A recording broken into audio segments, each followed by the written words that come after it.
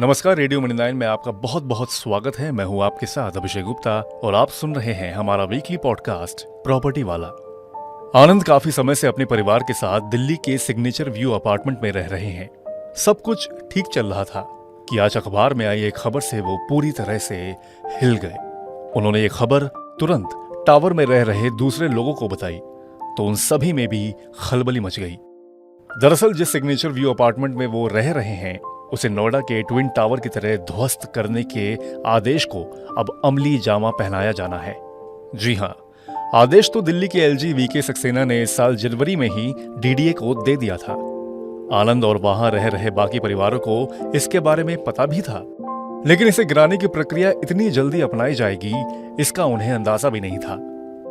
उन्हें लग रहा था कि समय अभी दूर है, अंतिम फैसला आते आते वो कहीं और रहने का इंतजाम कर लेंगे।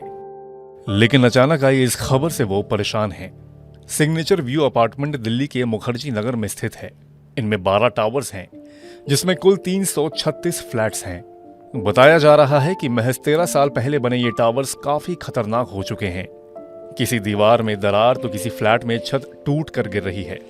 नवंबर 2022 में आईआईटी दिल्ली के विशेषज्ञों ने इसकी जांच की और रिपोर्ट में बताया कि अपार्टमेंट रहने लायक नहीं है। इसके बाद दिल्ली के एलजी वीके सक्सेना ने इस साल जनवरी में डीडीए को आदेश दिया कि टावर्स को खाली करके गिरा दिया जाए और दोबारा निर्माण कराया जाए।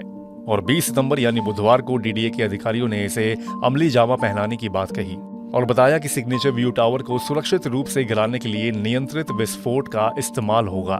इससे पहले टावर्स में रहने वाले लोगों को अपने फ्लैट खाली करने होंगे। अधिकारियों की माने तो अगले 2 महीने के अंदर सभी टावर्स खाली कर लिए जाएंगे।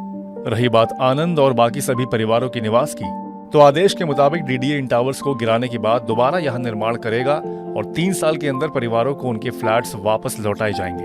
तब तक वो सभी किराए पर रहेंगे, जिसकी राशि डीडीए उन्हें देगा।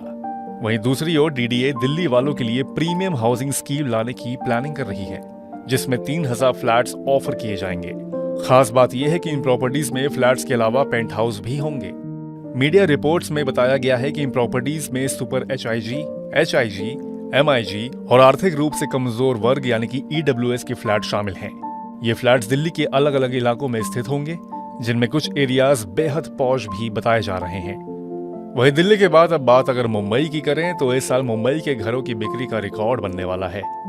नरेट को जेएलएल ने अपनी रिपोर्ट में कहा है कि चालू वित्त वर्ष में मुंबई में घरों की बिक्री 1 लाख करोड़ रुपए के आंकड़े को पार कर सकती है। मुंबई भारत के सबसे बड़े रियल एस्टेट बाजारों में से एक के रूप में अपनी स्थिति को मजबूत बनाए हुए है और वित्त वर्ष 2021-22 में यहां 90,552 करोड़ रुपए के घर बिके और चालू वित्त वर्ष की पहली छमाही में यहां पर 50,075 करोड़ रुपए के घरों की बिक्री हो चुकी है। तो इस वीकली पॉडकास्ट प्रॉपर्टी वाला में फिलहाल इतना ही। बाकी बिजनेस और पर्सनल फाइनेंस से जुड़ी खबरों के लिए सुनते रहिए रेडियो मनी 9 और डाउनलोड कर लीजिए हमारे मनी 9 ऐप को। मैं हूं आपके साथ अभिषेक गुप्ता।